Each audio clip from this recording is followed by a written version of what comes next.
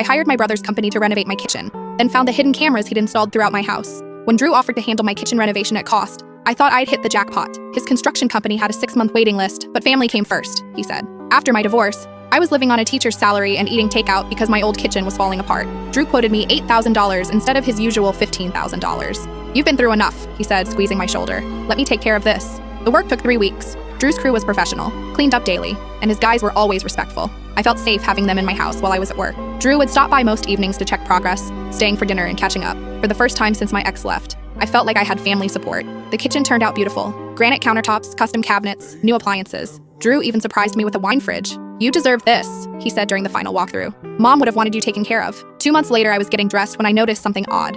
A tiny black dot in my bedroom ceiling that hadn't been there before. I grabbed a chair and looked closer. It was a camera lens. Barely visible, but definitely there. My stomach dropped. I called in sick and spent the day searching every room. What I found made me physically ill. Cameras in my bedroom, bathroom, living room, even one inside the new kitchen island, angled toward the breakfast bar where I ate in my pajamas every morning. All the work Drew's crew had done gave them perfect access to install surveillance equipment. They'd been watching me shower, change clothes, sleep, for 2 months. I wanted to confront Drew immediately, but something stopped me. Instead, I drove to an electronics store and bought equipment to trace the camera signals. They were all streaming to the same local IP address. That night, I followed the signal. It led to Drew's house.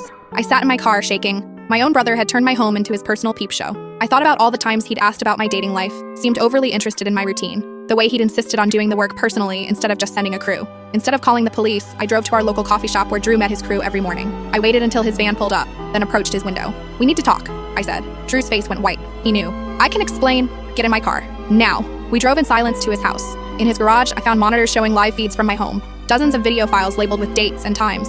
Some had been edited together like highlight reels. How long? I whispered. It wasn't supposed to be like this, he stammered. I was worried about you living alone after the divorce. I wanted to make sure you were safe. Safe? I grabbed his laptop and started scrolling through the files. These are labeled bedroom shower compilation and morning routine highlights. This isn't about safety. Drew's face crumpled. I know how it looks. It looks like my brother has been spying on me naked for months. The next morning, I called his top 3 business clients and played them selected audio recordings of Drew explaining his camera system to his crew. By noon, his company had lost $200,000 in contracts. I also called his wife. Linda, we need to meet. Bring your laptop. When I showed her the files, she stared at the screen in horror. There are videos of me too, she whispered. In your guest bathroom. She filed for divorce that afternoon. Drew showed up at my house that evening, desperate and angry. You've destroyed my life, he said through my front door. My marriage, my business, everything. I spoke loudly enough for my Ring doorbell to capture every word. You destroyed your own life when you decided to violate your sister's privacy. The police will be here in 10 minutes. As his patrol car pulled up, I handed the officers a USB drive containing everything. Drew got 2 years for voyeurism and invasion of privacy. His construction license was revoked.